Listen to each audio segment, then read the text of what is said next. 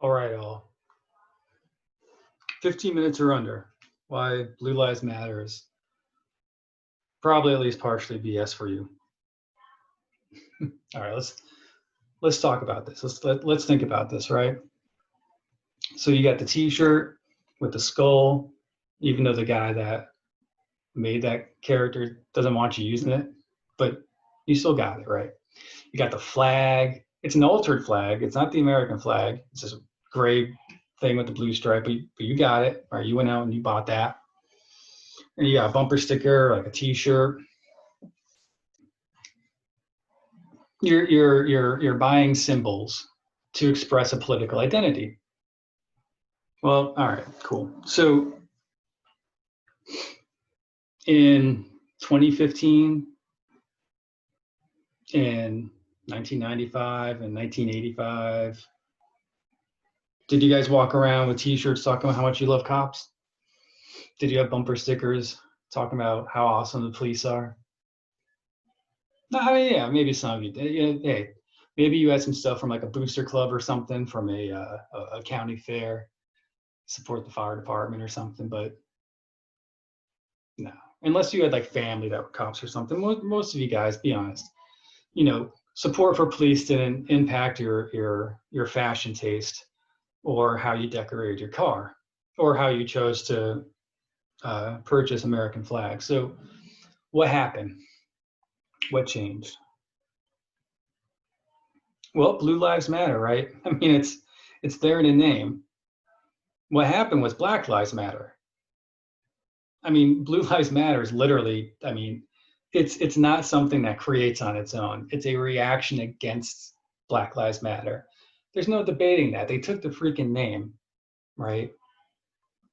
So that means that in turn, you're reacting against Black Lives Matter. So that means that Black Lives Matter in some ways doing something that you don't like, and that you've decided to become a part of a club, a group, a tribe that opposes it. And that's how you now identify yourself, right?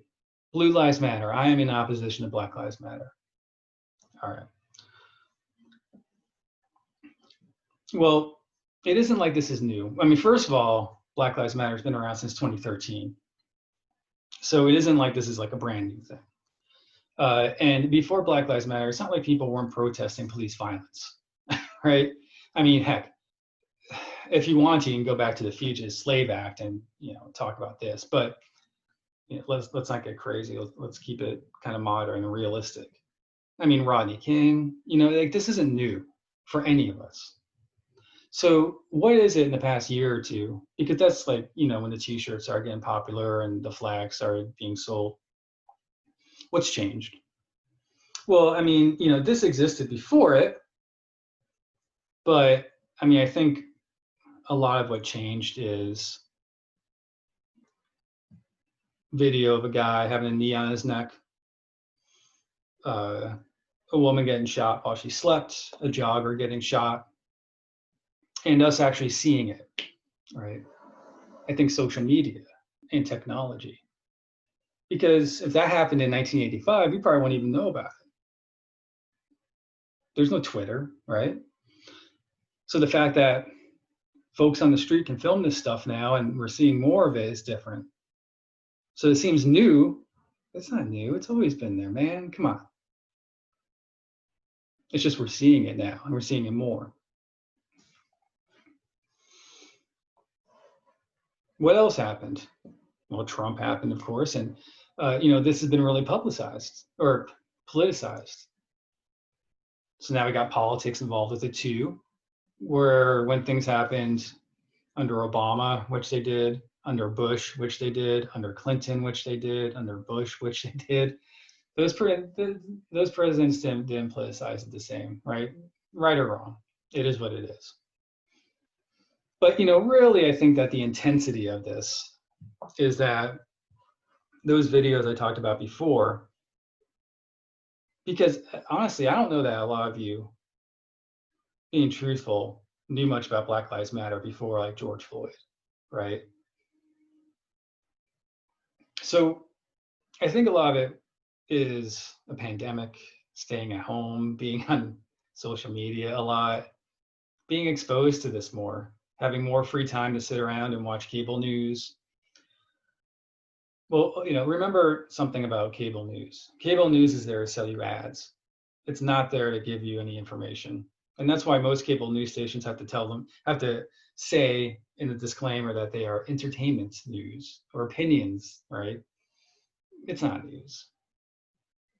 And the same on social media. I mean, even on Twitter, people want that blue check because then you get podcasts, then you can go on the talk show circuit, or maybe just, underneath that, you can get presentations, or some people just want to be popular, right? But it isn't as if the job is to be objective. So let's talk about objectivity and your thoughts and feelings, because something changed in you. As much as you want to say the world has changed, something changed in you, right? Something changed in you in the past 5 years or so that's impacted your fashion, the bumper stickers you put on your car, the types of flags you buy. But even beyond that, I bet it's changed the way you interact with people, maybe former friends or family members. I bet it's changed how long or the amount of time that you spend on social media. I bet you're on there arguing with people sometimes, right? Or the amount of TV that you watch, or specific types of TV, right? So your behavior has changed.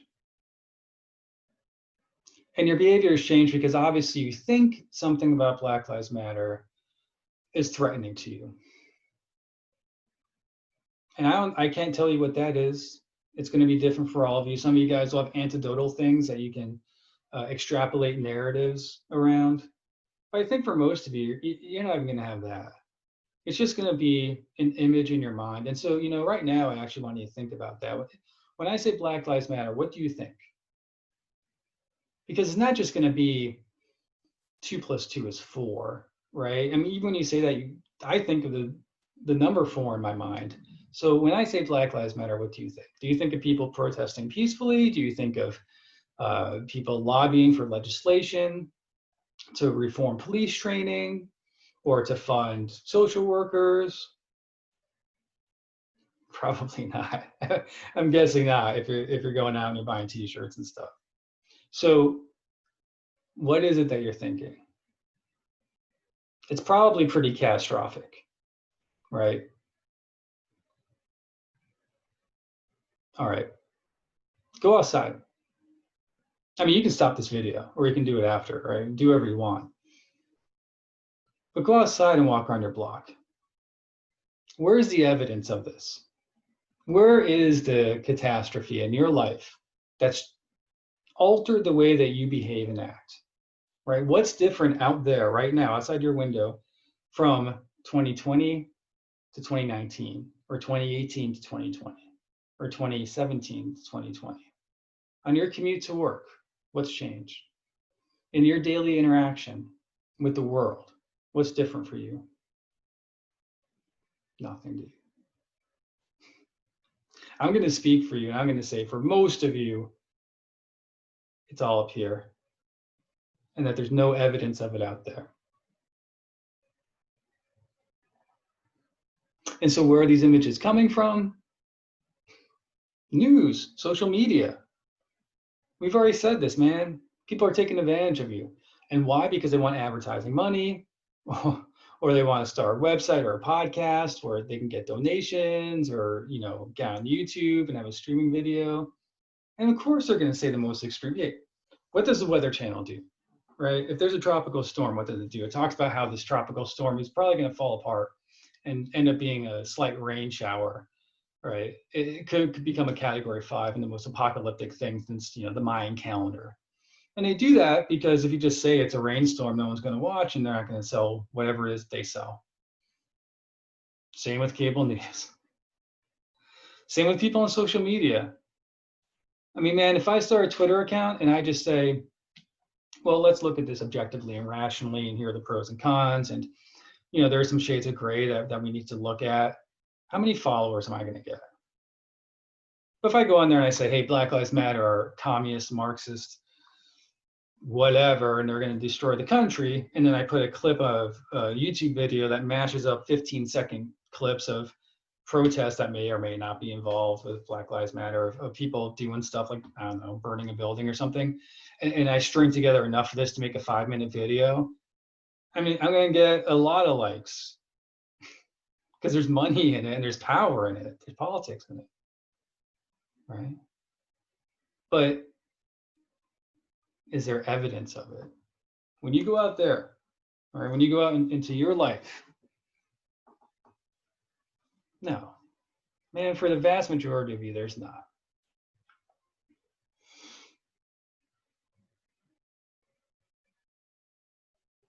So now I want to know what that image is.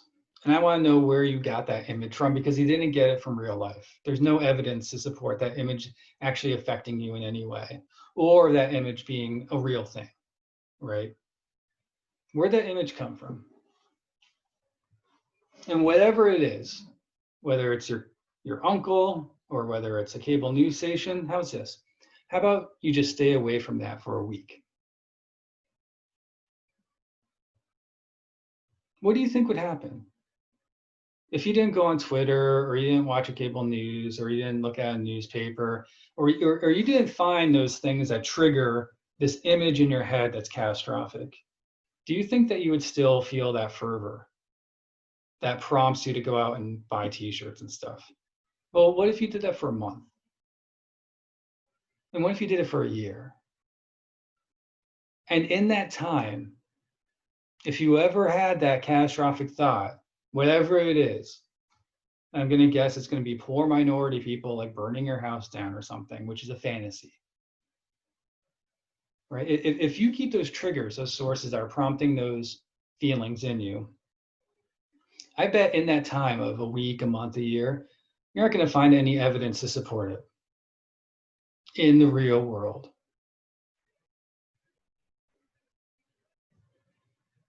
So then where does that leave us? Well,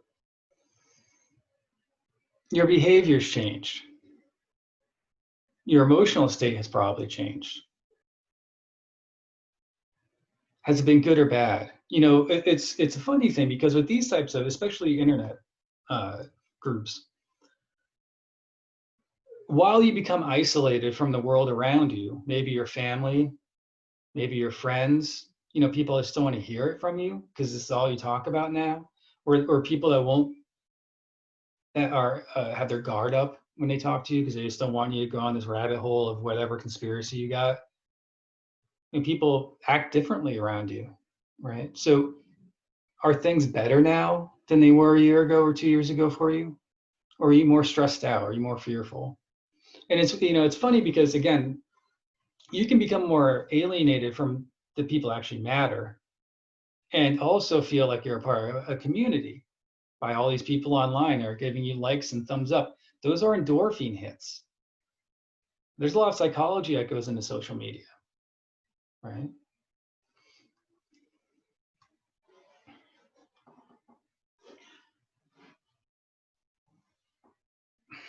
So lastly, I guess I would say this. The likelihood of whatever your thought is that's occurring is very minimal, right? It's probably not going to happen if it's a catastrophic thing. And if it did happen, what would it take to get there, right? I mean, what movie are you living in which all these events are going to happen? That you lose control. You know, here's the reality of it, I think. I think that there are a lot of things that you should be concerned with, and that you probably are. I bet a lot of you are legitimately concerned about the economy. Maybe you got laid off. You know, you've been at home because of COVID. I bet a lot of you are legitimately not meeting the expectations in your life that maybe you thought you had, or that you thought that your parents, you know, wanted you to have. I bet a lot of you are stressed out for a lot of things. Maybe it's access to healthcare, right? Whatever it might be. I bet that you have legitimate concerns. Maybe you're just afraid that, you know, your kids aren't going to have as good of a life as you are. But look at those feelings and those root concerns. And by root, I mean like You know, I'm afraid of lawlessness. Well, I mean, really, you know, why? What do you think is going to happen? And go all the way down, and you're going to get somewhere to where it's about, I fear for my family, or I fear for my children, or I fear for myself, or, you know, things like that. And then really look at that and see, I mean, is there anything in the real world right now, you look out your window, that prompts you to think that? And is that a healthy thought? Is this helping you in your life? Are you a better husband? Are you a better worker by feeling and thinking these things? Even if they're imaginary, which they probably are, right? But also, are there other things that are triggering these feelings that are just more complicated, that have more shades of gray, that are just harder to figure out? And so it's much easier to say, Blue Lives Matter, own the libs, screw the commies, all this stuff. That doesn't exist outside the window, doesn't exist outside this computer. All right. So I'm going to leave you with that. You know, we went through a pandemic, we're still in it, we're at home a lot, we're being exposed to a lot of things on repeat on social media. But think about how you have changed in your behavior. Think about how you're different now. Think about how your life is different. And then look at your material surroundings. And by that, I mean, not up here in your head. I'm talking about I'm knocking on my dresser here, right? The things around you. Have those really changed? And if they haven't, they probably haven't, that's why I think the Blue Lives Matter thing is kind of BS.